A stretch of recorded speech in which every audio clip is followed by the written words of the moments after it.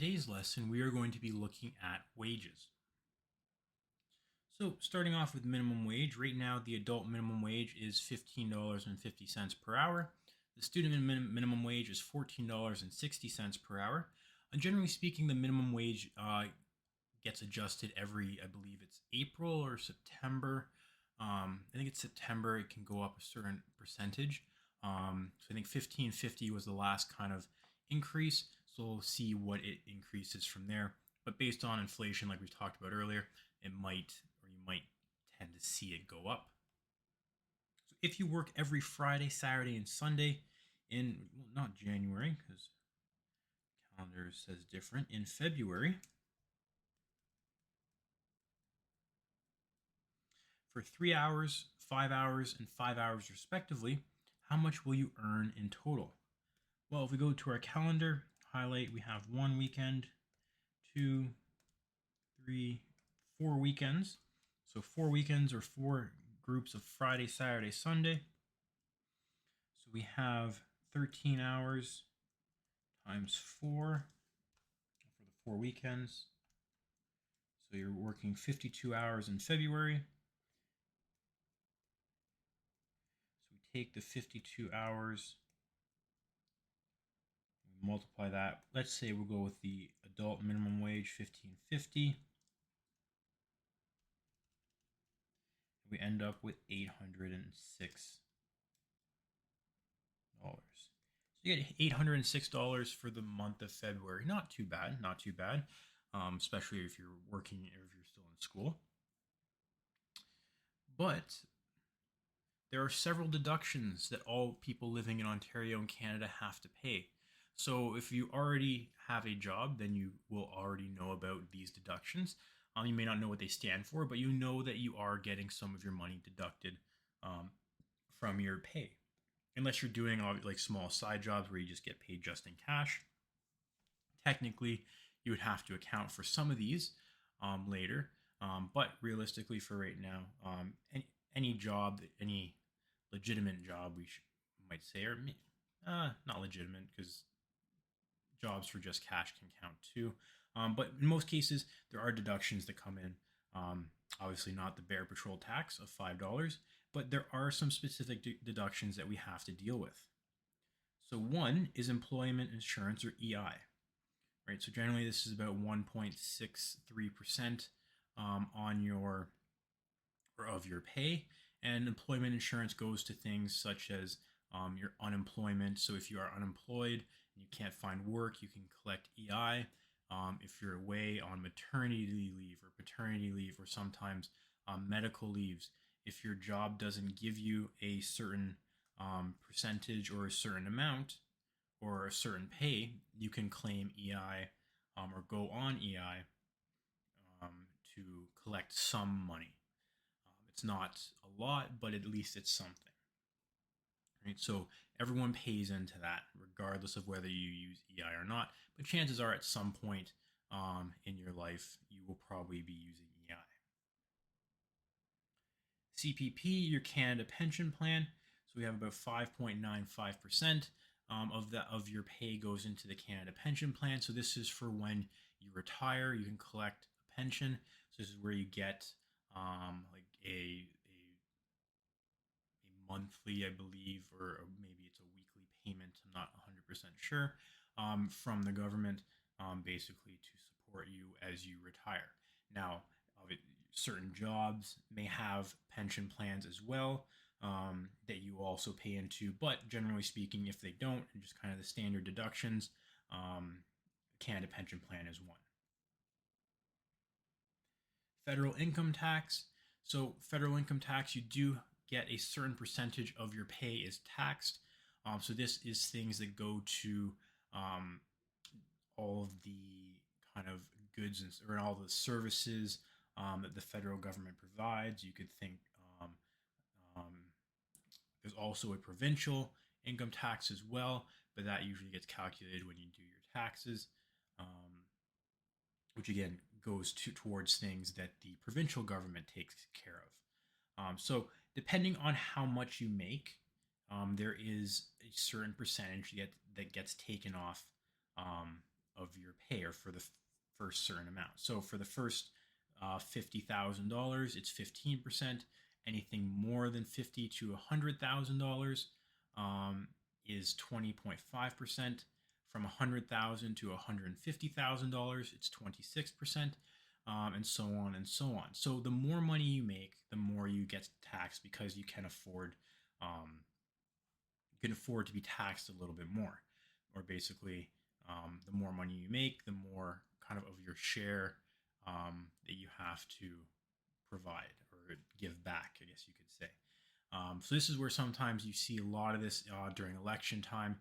You see a lot of these things come up of, they're raising taxes to a certain percent. You want to be careful about those statements or reading those statements, because sometimes it may just be for the percentage of people or at a specific income level, right? So if you're making over $220,000 a year, you can probably afford to pay 33% of your towards taxes, right? So they may say a blanket statement of taxes are being raised to 33%. That's only for a small portion of people, right? Not a lot of people make over $220,000 in a year. So again, just things to keep in mind, and just understand that you get taxed different rates depending on what you earn. So if you earn less, you get taxed less.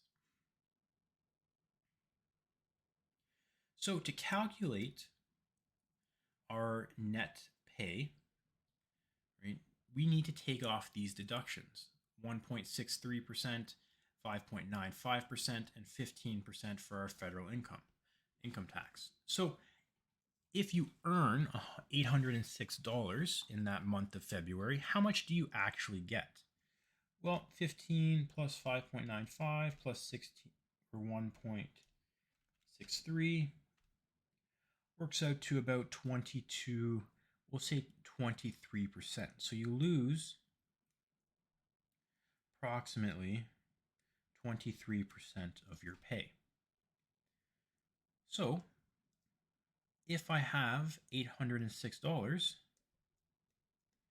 I need to figure out, well, if I take away 23%, how much do I have left? So you can do 806, you can multiply it by 23%, figure out how much that is, and then subtract it, or you take home essentially 77% of your gross pay or your overall pay. So we can take 806, multiply it by 77%, and that gives us $620.62. So that's how much we actually take home. That's 77% of 806. So if we earn $806, we're actually taking home roughly $620.62 because of those deductions. So realistically, in reality, the government only charges you income tax on some of your income. So first they take off the EI and then the CPP, and then they calculate the 15% of whatever you have left. So they do kind of take into account that not all of your money is actually going towards you. So after those initial deductions, then they calculate the 15%. But for our purposes, it's just easier to calculate it all at once, just to get a general idea. So you'd actually take home a little bit more than $620.62. So let's go through and let's stick to our original numbers. So our biweekly gross income. So if we're making a gross income biweekly, so that would be the 26 hours times 15.5.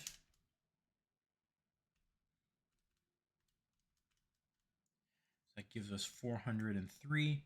So our net income, so 403 times 0.77.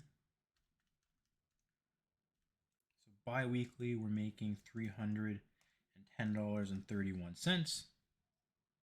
So if we put away just 10% of each paycheck, how much can you save in 1 year working 13 hours a week at minimum wage? Assume you put your money into a specific account that earns 1.4% compounded daily.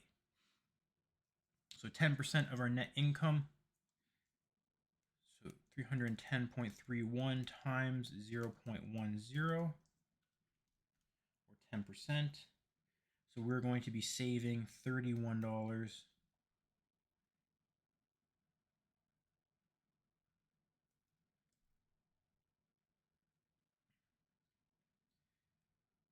and $31.03 a week, or every second week or bi-weekly. We're going to be putting that money away. So now, how much would we actually save in 1 year working at that minimum wage and putting that money away? Well, that's where we can use our TVM solver and calculate an annuity. So jumping into a TVM solver, right, number of payments, if it's bi-weekly for a year, there's going to be 26 payments. The percent, or the I percent, is the 1.04, or 1.4, so 1.4%. Present value is 0. Starting off with 0, the PMT is 31.03. Future value, that's what we're going to solve for. The payments per year is 26, and the compounding periods per year is 365 because it's compounded daily. Solve for FV. So at the end of all this, we would save each year $812.24. And this is from the TVM solver. So if we put in $31 a month, or twice a month, you could say, or bi-weekly, in the end, we would have $812. So really, we earn about $6 in interest.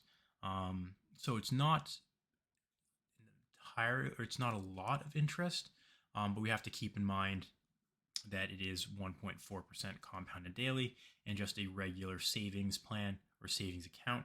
So there may be other things that we have to, or maybe better accounts that we might look at, especially when we know we're just saving money.